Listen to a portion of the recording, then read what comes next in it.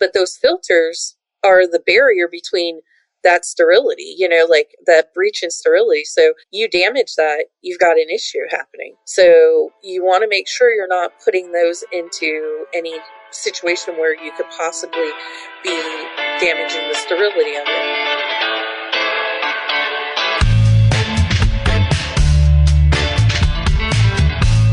Clock in, scrub up, and join us behind the red line. You're listening to First Case, a perioperative podcast bringing you exciting interviews, engaging discussions, and innovative solutions that are changing the way patients receive surgical care.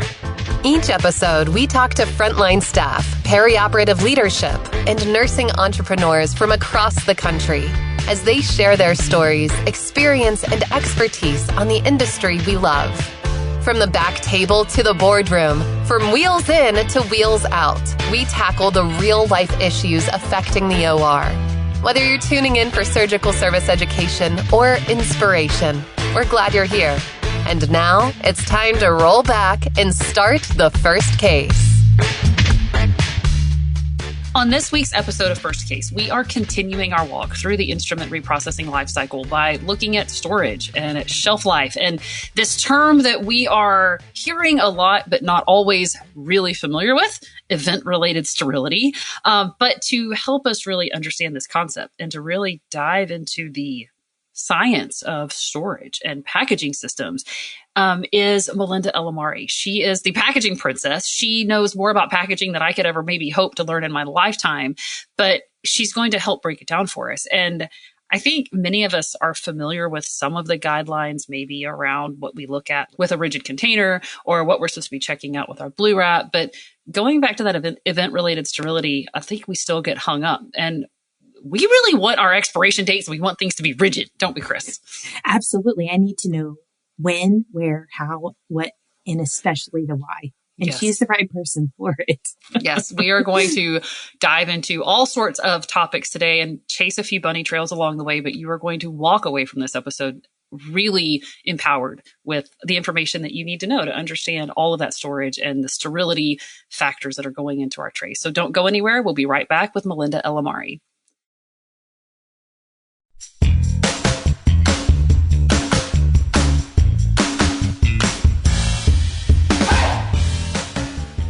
From the studios of Healthcare HQ, you're listening to First Case.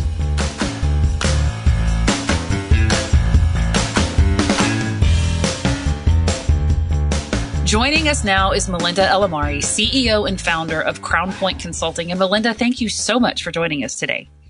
Thank you for having me. So exciting. I am super excited to talk to you today. I've met you a couple of times at different AOR and Expo events, and I know we've chatted. And for any of you listening, if you have ever seen Malinda at a conference or on LinkedIn, you are probably familiar with the beautiful crowns that she wears. And you might have even heard her referred to in the industry as the packaging princess. And there's a lot going on there. And I kind of feel like I'm talking to SPD royalty at this point. So Malinda, before we get into our conversation, tell me about being the packaging princess and about all your beautiful crowns. Well, let's see. The packaging princess came about, joined a group called KIP, which is Kilmer's Innovation in Packaging.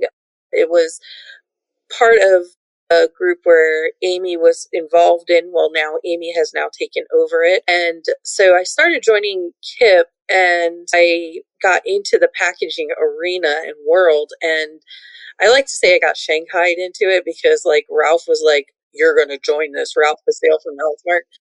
And so I was like, okay. And that was before I worked for him. So anyway, joined that and it just became a huge thing with me. And I just realized how important and how much I didn't know about packaging. And I was just crazily shocked at that there's so much, it's so important, but yet we don't really talk about it. It's not a huge focus in sterile processing. We always talk about sterilization. We talk about cleaning, but packaging is not really a subject that's talked about enough. So that's really got me down the rabbit hole of talking about packaging and really diving into packaging in general. And now every time I get a package from somewhere, I'm like, oh my God, who designed this package? This is crazy. Or this is the most amazing package. And look at this header bag. And oh my, and I'm like, I am such a packaging. We got to have somebody who's going to geek out over the packaging. It's like somebody's got to do it. Yeah. It's like, you never know. But, and then the crown concept came with the Crowny movement. And that began with me trying to really emphasize and promote certifications within the industry. You know, HSPA already had a program or recognition, if you will, that if you had 3 certifications, you were a silver crown, 4 is a gold crown. And so I just took that and really emphasized those people who put the energy and effort into getting just, you know, not just their tech and went above and beyond and got more certifications. I wanted to recognize them and I wanted to promote the importance of certification. And so I said, I think it was like 2022 this started. I don't even remember. I'm getting old. I can't remember stuff. And we said, if you have a crown status, wear a crown to HSPA and come and meet me and we'll take selfies. And then I was handing out pins and it just started like growing over the years, and you start seeing more and more crowns at HSPA, and we started getting custom made pins made and that kind of thing. And it was just amazing seeing the growth. I had people coming up to me and just like literally busting out into tears going, I worked so hard to get to be a crownie. And I was just it blows my mind. I always say it's one of my biggest achievements in my career is the crowning movement. That is incredible. Yeah, you started that. And also I don't know, maybe the sense of recognition and the sense of accomplishment and the pride that people have, and that they can show it to others too. Like, hey, I earned this. This is something else that I achieved. And there's more to it than just wearing a crown to Expo. And selfishly, I get to wear a crown. Well, absolutely. And those crowns are really pretty. Although I'm curious, how many men wear crowns to HSPA? Do you get the guys wearing the crowns, or are they like, no, I'm not going to do that? No.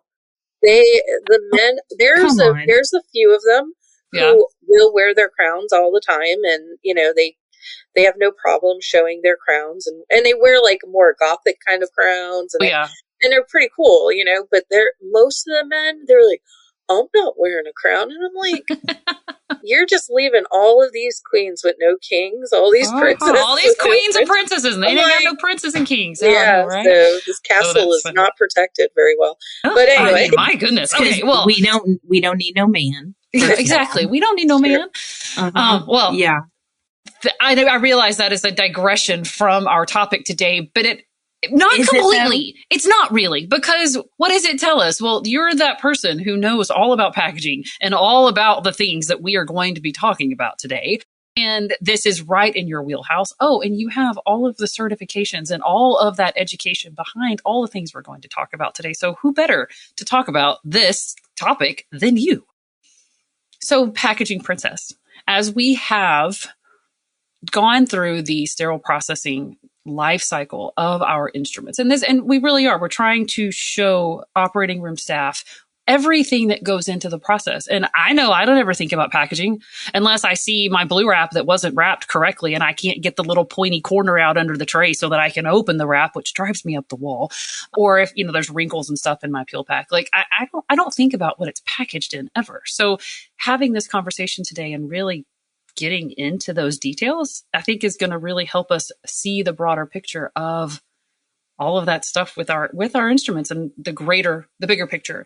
But I want to start with, before we dive into packaging, really a term that has come about that we aren't used to when it comes to sterility and comes to checking our packages. And that's event-related sterility. We're used to expiration dates. We're used to like, okay, the stamp says it's good, it's good. And now they're saying, hold up, it's fine until it's not fine. So can we talk about that? Sure. Yes, we can talk about that. But I just wanted to say, to your point, though, as a former, not former, you're never a former, but as a surgical tech, when I scrubbed, I never thought about packaging. It was furthest from my mind until you can't get something open, and then you're cursing whoever made this package's name, or whatever, it's a problem. But to event-related sterility, so the concept of event-related really came out, I want to say, we're looking about 20-something years ago, maybe, or somewhere around there. And it used to be that every year we used to have to go through, take everything down off the shelves and reprocess everything that's been on the shelf and stuff like that. And so then it became, well, is that really necessary? Is that a process that needs to happen? And they wound up doing like some studies and saying, well, not necessarily every year do you have to do this. And a lot of that came back from back in the olden days when we were processing things through muslin wrap, not Muslims, muslin. Like, muslin, yes. Me. Yeah. So we were wrapping in muslin, and that did not have a long shelf life. And so that's why it was so important that we really looked at that time frame. With the new technologies we have and the new polypropylene type of wraps, our blue wraps and stuff like that we have, it's still important. So, and I just want to put this out there, that I'm not saying time is not important here, but it is not as it used to be. It withstands way more. It holds up to a lot better than the muslin wrap, and especially as a microbial barrier. So that being said, we come to today's world where now everything has become event-related sterility. And it's gotten so far to the other side that everything gets left and they're like, well, nothing happened to it. And so we're just going to leave it on the shelf. I go into facilities, I do audits of hospitals, and I go into facilities and I see stuff on the shelf for 10, 15 years. And I'm like, okay, first of all, who's why do we have this still if it's been here this long? This taking up space. There's dust on it. I can write my name on it in the dust. Gosh, yeah. But they're like, well, nothing happened. We didn't have a humidity issue. It doesn't have a hole, so it's still sterile. And I'm like, it doesn't work like that. Yeah. Yeah. My question is though, like, it's not like smell the milk, right? And determine if it's bad. You can't, if you give OR people subjectivity, we're never going to operate on anybody. As a fellow scrub tech, that they're going to argue all day.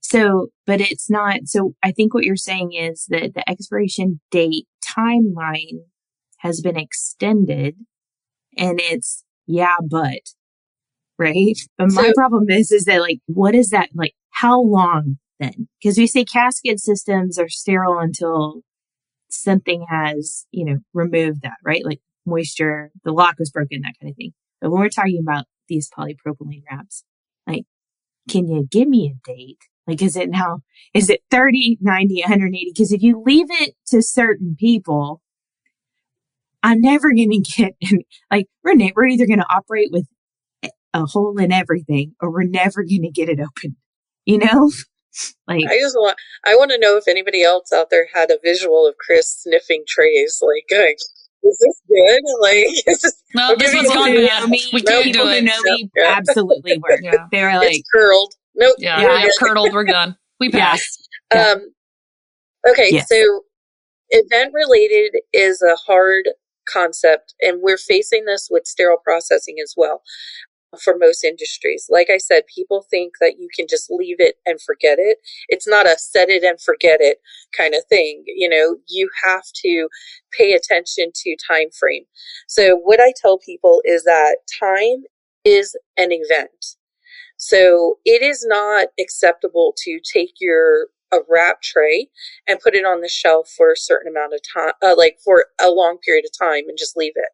So what I mean by that is, for an item to be a sterile barrier system, let's say your peel pouches, your rigid containers, your wraps, those are sterile barrier systems, right? And so that sterile barrier has to go through testing before it gets approved from the FDA. It has to go through, your 510K clearances and that kind of stuff. And there is a test called the post-sterilization test. And what they have to do is take that sterile barrier system, take samples of it, put it into a lab situation where they create a sterile storage type of environment. They have real time or they have accelerated time frames. And so what that does is you do real time. So maybe the company, let's say, Crown Point's making a new wrap, right? And I send it to a lab and I only do it for 6 months. I pay for 6 months. They will then go in, pull samples every so often during that 6 months, test them to make sure they're still maintaining their sterility. Then you have other companies who do it for like a year, and some companies do it longer. So the issue comes with two things. First is material quality and degradation. So wraps, they last a pretty long time. I mean, as far as degradation for them, it's going to take a long time because they're made of a plastic polymer. So that's fine. But peel pouches, you have two different types. You've got heat seal pouches and you've got self-seal pouches. The ones that the machine seals and the ones that you peel the paper off and you seal it, right? Yeah. And we know with the self-seal pouches that glue and adhesive doesn't last as long. Yeah. It starts breaking down. So, you look at those kind of things and you look at different makeups of the different polymer chains and compounds and molecular structures of the different packaging materials. Who's to say they're not breaking down, right? And especially if I only did a study for 6 months. How do I know at 7 months that it's not starting to break down? So I tell people that event-related time is an event, because if your company only did a study or they did their testing for 1 year, after a year, you need to be breaking it down, because then it comes down to legality, right? If there's a case and you wind up going to court, and after that pouch that you used was only validated by the company for a year, and you now go to court because you used it on day 367. Yeah, you're not going to. How are you going to stand legally in court and saying that that's valid? You is that something then, because you're talking about the time issue and how long that the wrap or the peel pack was tested for sterility, or, it's insured like this much. Is that something that's going to be in the IFU? Like, you're going to see in the IFU that the IFU says, this is, a sterility assurance for X number of months, right? Yep. So the way that they word it is they word it on their testing. They say post-sterilization test or something towards that effect. But they won't say this is valid, a year, but they say this is what the testing was done up to. Sometimes it's in the IFUs. Sometimes you have to call the company and ask them for that information. Interesting. So it's stuff that that's coming to the forefront now. Like I said, in the beginning, packaging was not really talked about to the level it needs to be. And so these are things that I'm trying to bring up in the industry and bring to people's attention. Well, so it can't just sit there. It can't just be left there. You got legality and composition issues that you need to pay attention to. So if you have to go on it, and dust comes probably don't need to be using it. You probably sit and open it. We've got the milk test and the spit test now. That's great.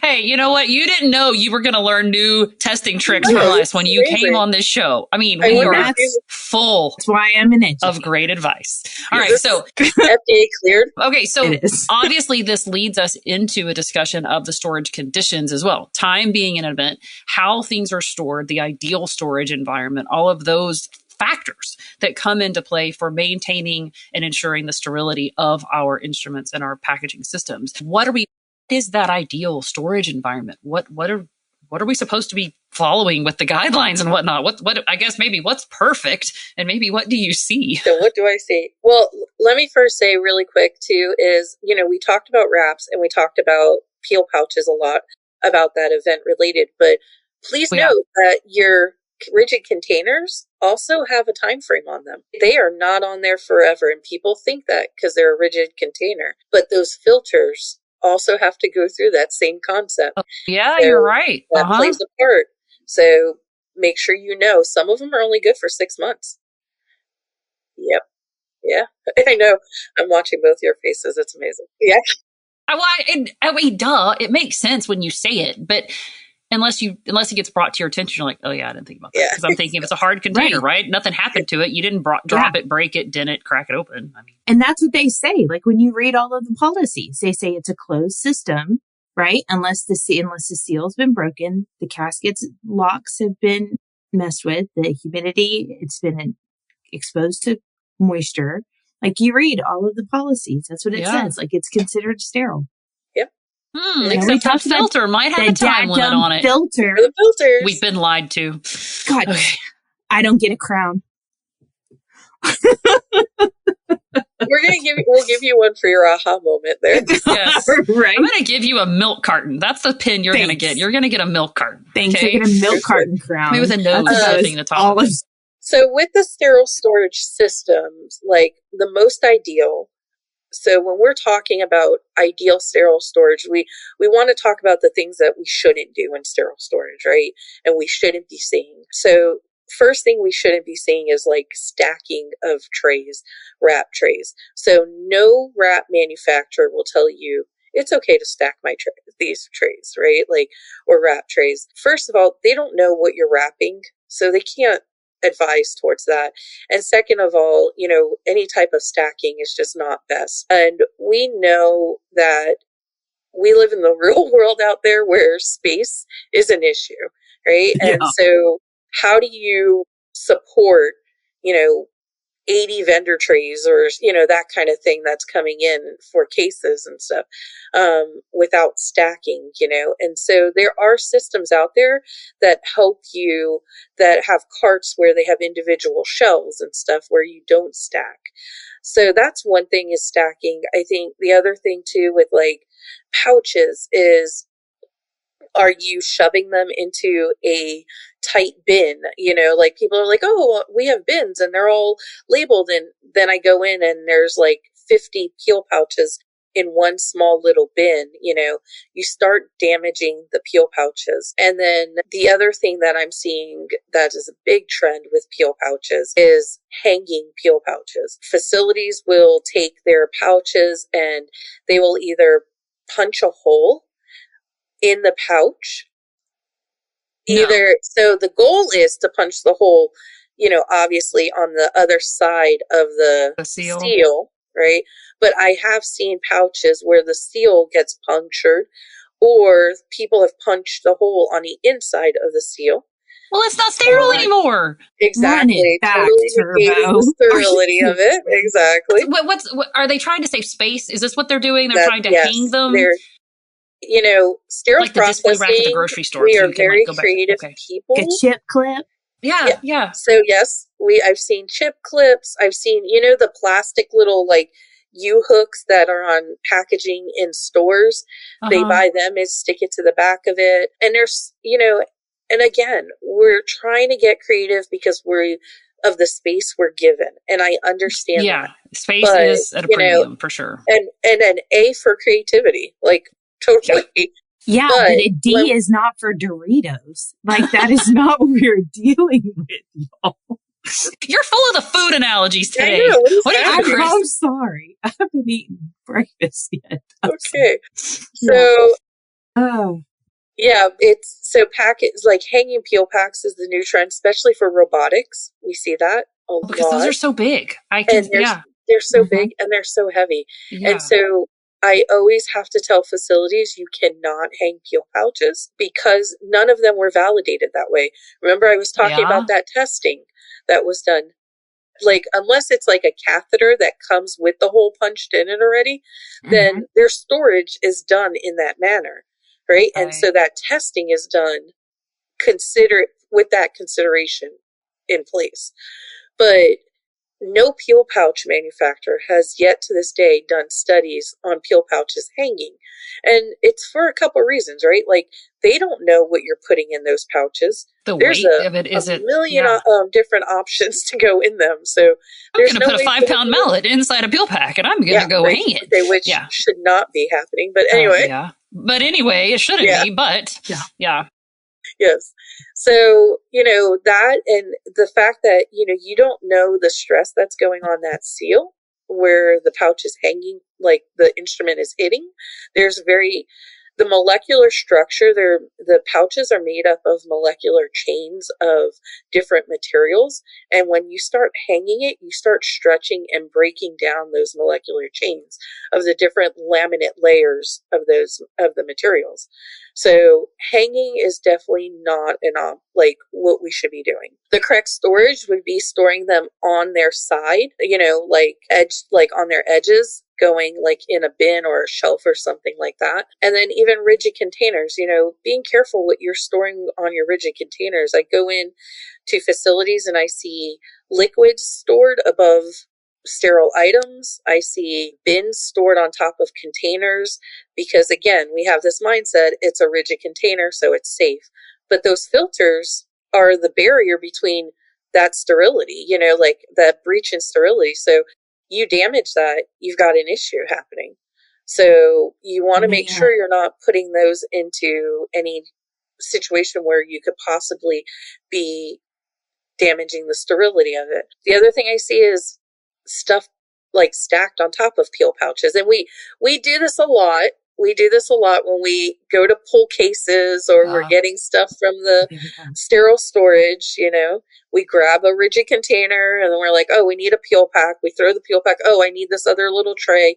And we put it on top of the peel pack and stuff like that. And, we take it to the room, as surgical techs, we do this. In the sterile processing, when they're pulling cases, they do it, Again, it's a lack of real awareness of the importance of packaging. You make me want to obsess over packaging so bad. And I obsess over I already have some soap boxes. We call them her scrub boxes because she's a scrub. So she has scrub boxes, not soap boxes. And she has a lot, but I think you're giving her another one. I know. It's like my own set of Legos. I'm so impressed and it makes me want to spiral a lot. But so, you already talked about how to store it.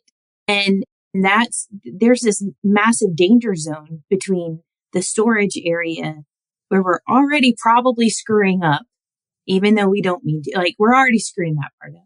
But now we got to get it to the operating room where we're opening it, where as an educator, oh my God, people screw that up all the time because y'all don't know how to crane. You don't know SIDS. Go listen to our other episodes. And you don't know how to properly open these amazing, pouches and things that we just learned about. But there's that momentary area where we're transporting all of these things from the screw up from storing it to the screw up you're going to do when you're opening it. And so how should we best handle these container systems and these peel pouches? Because you've seen it, laundry baskets. Yep. I've seen literal shopping carts in sterile cores, the closed container systems that we have case carts for, but those are metal shelves. I've seen blue wrap trays turned up on their side so they can be crammed inside next to the flat tray so that we can Tetris it all in so we can take it in one load. I know that's not healthy. With the flute. And by the way, you pulled your meds from the Pyxis on the way over there and you threw all of that in the IV bags from the warmer. Everything's going in at once. And we may have pulled it the night before. I might have a 3,000 cc bag of irrigation laying on top of a peel pack sin. Melanie Perry, you would never, ever. Never. Don't lie. Couple of bags. Yeah. It's not just one ever. So there you go. Anyway. So what's best practice? Yeah. So, you bring up a great point. There's a big gap, again, with the packaging, but then we got the storage concept, right? Because of the packaging. But then we also have transportation, and that's a huge topic as well. So Amy just came out with a new TIR, which is a technical information report. It's TIR 109. And We just published it last year, and it is about transportation. Now, a lot of it is mainly focused on like outside transportation, inside, but there are some really good concepts and points for transportation in general. Currently, ISO, the International Standard Organization, is working on a document. It's 2032-7, and it is going to be published coming, like, well, not published, but we're currently working on writing it, but that is more involved in inside transportation within the hospital facility. So this document, what's going to wind up happening is it's going to give guidance for the new AAMI ST79, which is the, holy book for sterile processing. It's up for revision. And so it's going to help give guidance to that section of AAMI so that we can help put more meat into the transportation portion of it. And so I'm actually one of the U.S. representatives for medical device packaging on the International Standards Group. And we are currently writing that document, and that is my goal, is to pull that information in. But that being said, Chris, we have these documents coming. We have these guidance that are coming. And, the ISO is not just the United States. This is all over the world, right? And guidance and what people are doing in different countries to help bring together a cohesive process. And what we see happening is not what we know should be happening, to your point, right? Does it include a laundry basket? No. And it does not include carrying peel packs in your mouth. We've seen people put the tips in their teeth and they're like just with their hands full, or, shoving it under their arm, in their armpit. Nice in your hot, sweaty armpit. Yes, let's change the temperature and humidity carrying real a sterile quick. tray or something, or putting it in your pocket. Come on, how many pockets? And all the pockets. I put all the pockets. I'm not gonna lie. Exactly. Yeah. And when I go to manufacturers of pouching or packaging systems, and we have conversations and stuff, and I talk to them and I tell them what happens, they are shocked as anything. They're like, "What?" And I'm like, just come hang out. Just come hang out for a day. Exactly. Your mind will be blown. And that's one of the things, sorry to digress here, but it's like one of those things that I love about KIP, Kilmer's Innovation in Packaging. It's, you have manufacturers, you have end users, you have distributors, everybody coming together, we say, to solve wicked packaging problems, and so you talk about different things that are going on and you get an idea and understanding from each other's world. And that's the goal, is to bridge that gap, because there's a huge gap in the world, in our industry. So, but yeah, anyway, back to you. Sorry. The real world, yes. As you can tell, I can talk about packaging all day. But that's okay. We're not talking about something from, Walmart, right? Like, we need something that can be properly cleaned, wiped down and stuff like that. There's studies out there that show the wipes, people are like, oh, we'll just wipe it and we'll just keep wiping it. But there's studies that show that the chemical compounds of the wipe, they start building up, and it's not really getting cleaned, and stuff. So, but just making sure we have proper ways to transport, like the bins or a closed cart system, not just, hey, and if you're going to transport by hand, don't carry it like a suitcase. Don't stick it under your arm. And don't, just like, you want to hold it horizontal to the floor. So that's, Excellent. The best transportation. Right. The best practice, the proper guidance. And honestly, for those of you listening, a theme that is going through all of this really has to do with paying attention to the manufacturer's instructions. What is the instruction for use? What has the product that you are using? What has it been tested for? And what has it been approved to do? That hot pink basket from Walmart hasn't been tested with our purple wipes to know whether or not it can be cleaned with our purple wipes. So we can't use it. Just like the surgeon that I used to work with, who loved his pair of vice grips from Home Depot, and he wanted them sterilized all of the time. Yeah. And they were not made of the certain kind of steel that could be going through our autoclave where we could verify sterility, et cetera, et cetera. So as you are looking at this information, maybe studying this stuff for a certification exam, you have to remember what does the manufacturer say? Is this item approved for this use so that you can be using it properly and correctly?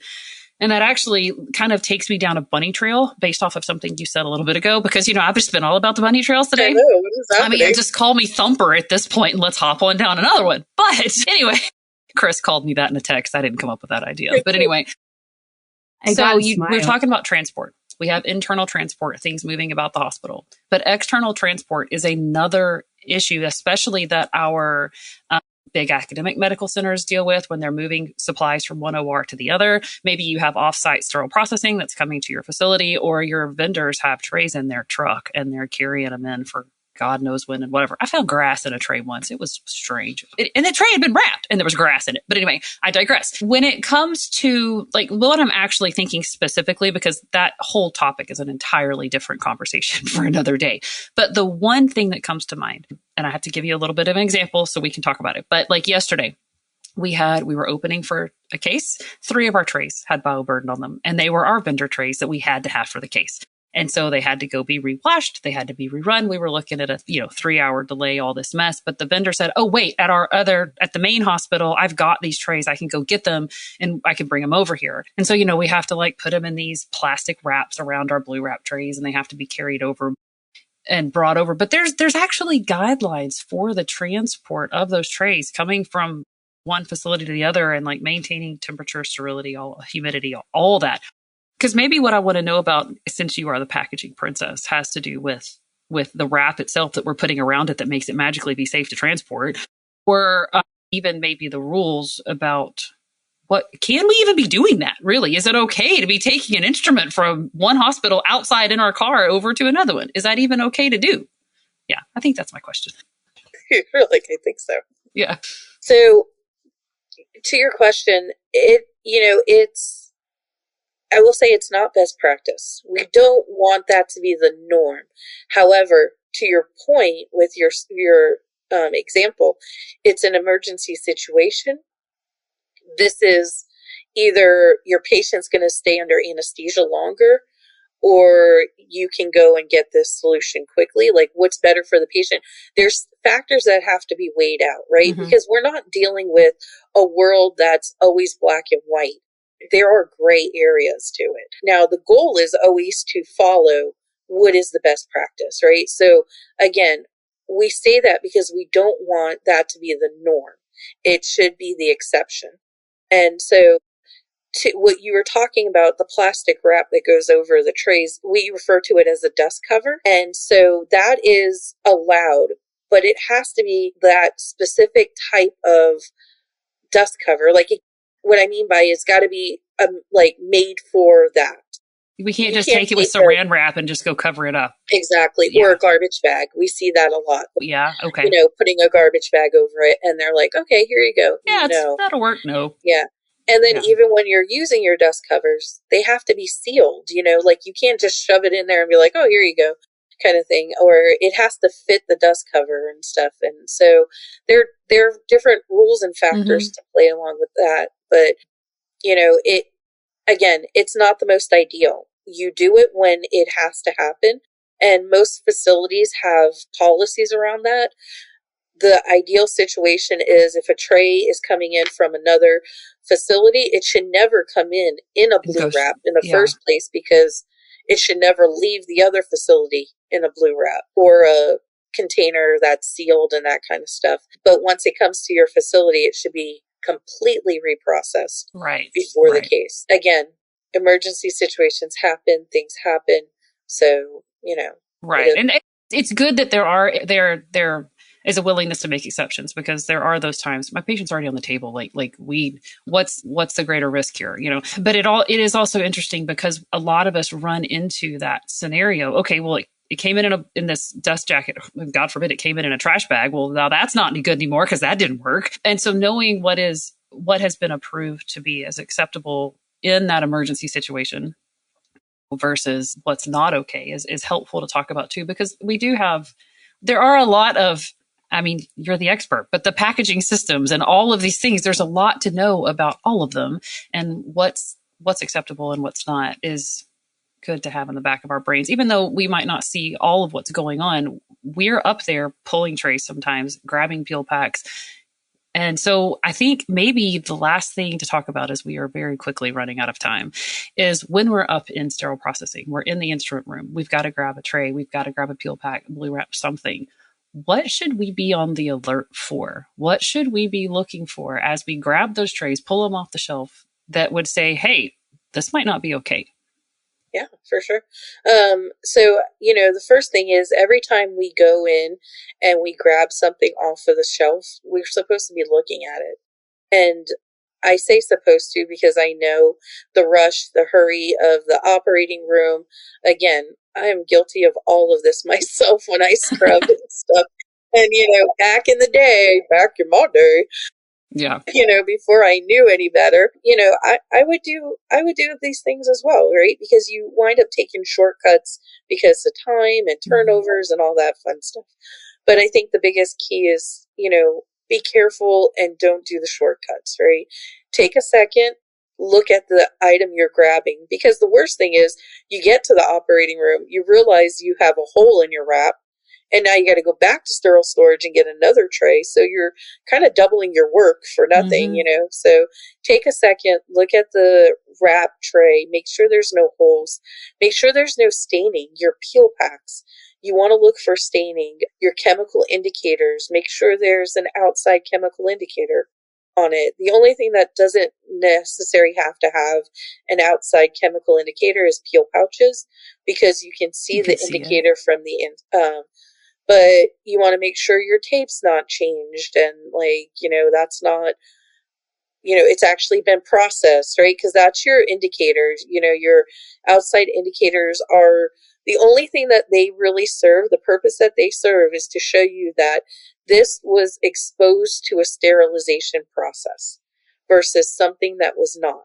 So if you have outside indicators, but you don't have anything on the inside, there's no guarantee the sterilant reached the inside. Right. And so the outside chemical indicators are only a type 1 chemical indicator, and that's their job. It's just, it was exposed to a sterilant. But the inner ones are more in depth and stuff, and they, tell you that the sterilant reached the inside of the tray. But you want to look for those things. You want to look for, like I said, staining, right?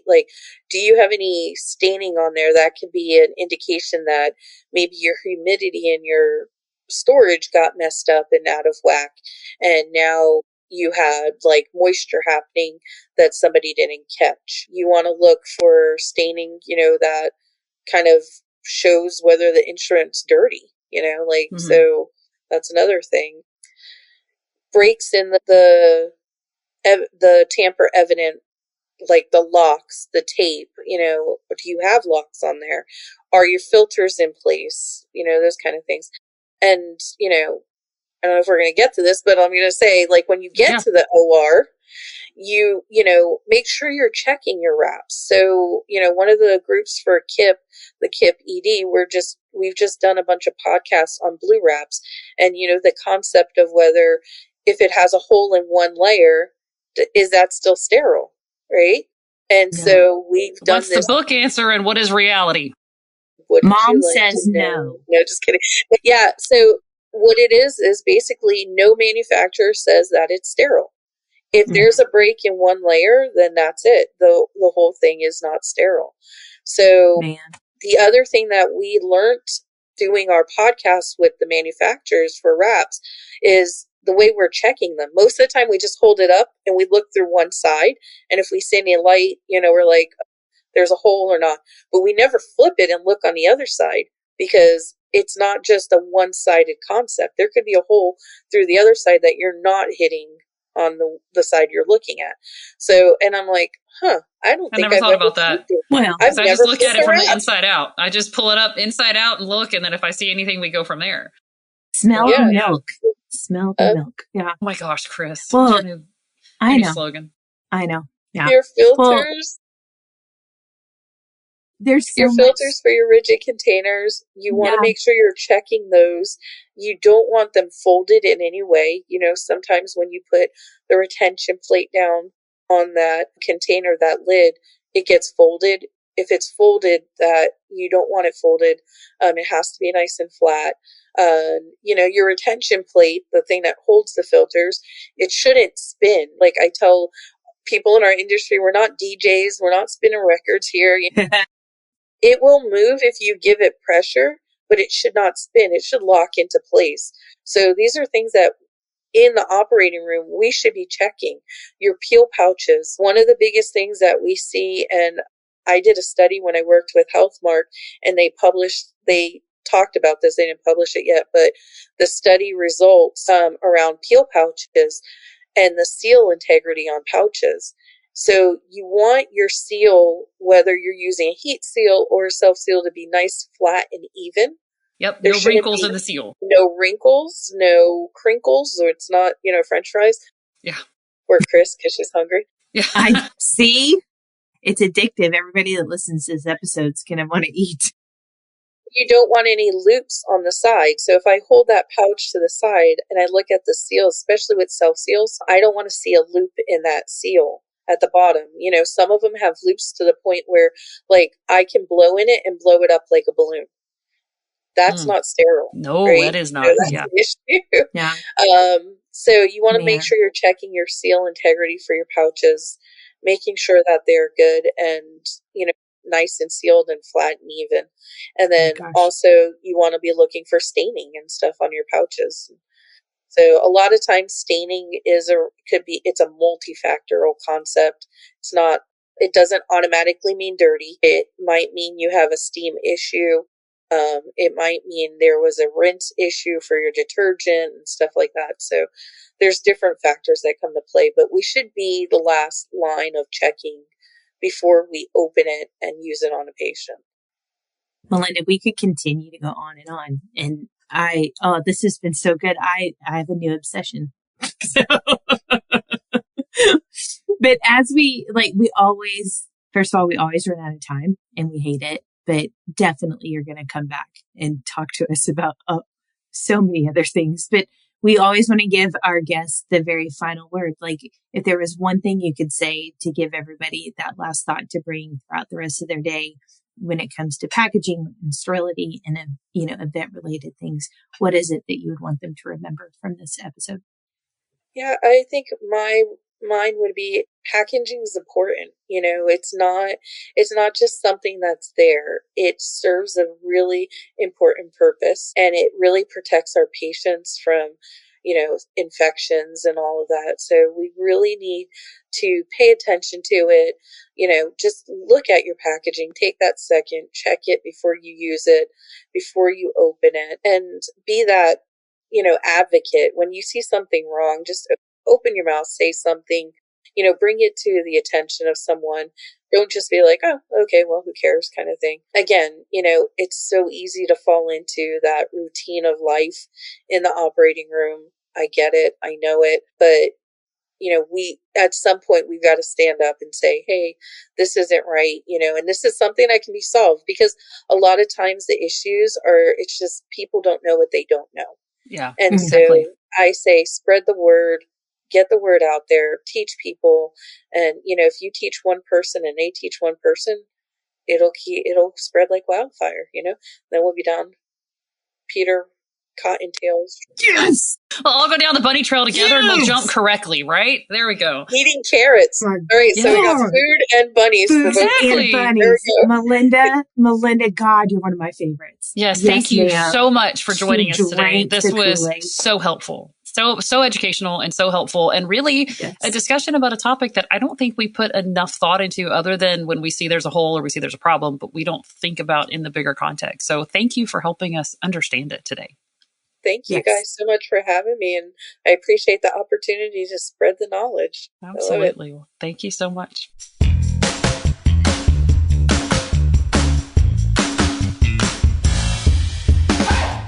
That was Malinda Elammari, CEO and founder of Crown Point Consulting. And okay, Chris, first of all, I love the name of her consulting company, given our conversation with the Crowns. Like, come on, you can't get a better name for a consulting company if you're known as the packaging princess and, the founder of the Crownies for the sterile processing world. So I think that is really cool.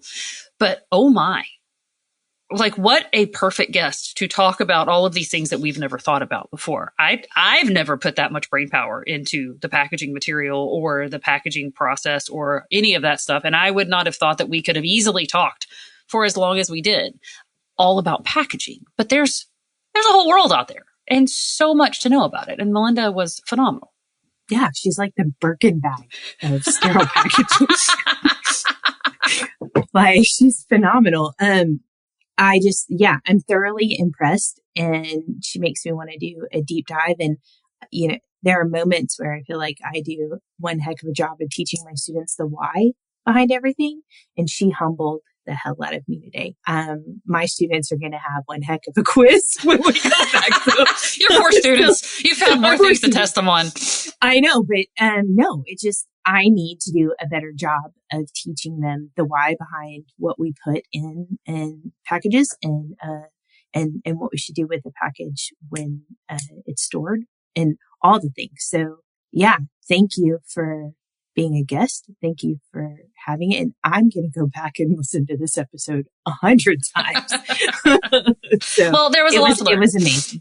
Yeah, there was a lot packed into it. It was very good. A lot of good takeaways, a lot of good information. So make sure you join us next week as we wrap up this entire season. It's been incredibly educational and really eye-opening to just go deeper into sterile processing. So on behalf of Chris, myself, and our whole team, thanks for listening to this week's episode of First Case. Thank you for listening to this week's episode of First Case. As a reminder, you can help support us by subscribing to First Case on your favorite podcast app or by downloading the smartphone app on iPhone or Android. Simply search for First Case in the App Store or Google Play. The best thing about downloading the smartphone app is that you can access bonus content for certain episodes and view episodes in certain categories, like articles on the go and vendor spotlights. Are you following us on LinkedIn or Facebook yet? If you are and you love an episode or post, then let your social network know about it. Like, comment, or share our posts along with your thoughts and keep the conversation going. If you have any topics or guests that you would like to recommend for a future episode, just send us an email to info@firstcasemedia.com. We look forward to hearing from you.